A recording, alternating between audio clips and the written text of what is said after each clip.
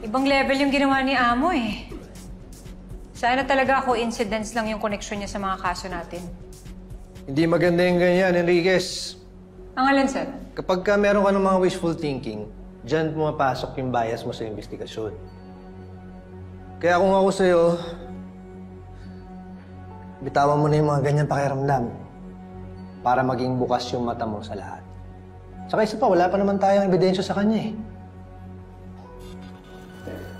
Ganda! Thank you. Sige, salamat. Kami na bahala dito.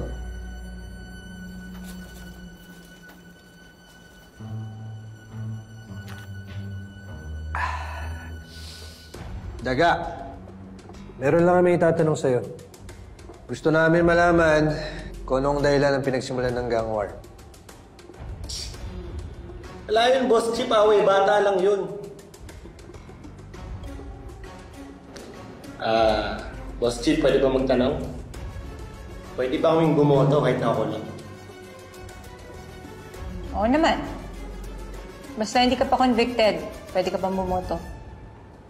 Bakit mo natanong? Good.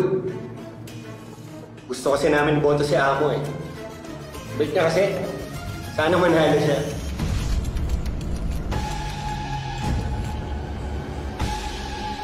Salamat at napaunlakan niyo. Laruin ko lang ha. Gusto mong nakawin namin yung trophy para magkagulo. Tama ba pagkakaintindi ko? Oo, Daga. Mag-rumble tayo. Tapos mo nakawin ito.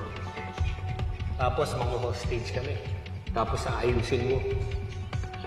Tsaka mo kami babayaran ng 200,000 pesos. Teka, hindi ba maliit yun? Kukulong kami. Ganito yun. Yung trophy na nanakawin yun, may laman na 250,000 pesos. Plus yung 200,000 na bibigay ko sa'yo. Malaki na yun para sa grupo nyo. Basta galingan nyo lang yung acting. Tapos ako na bahala.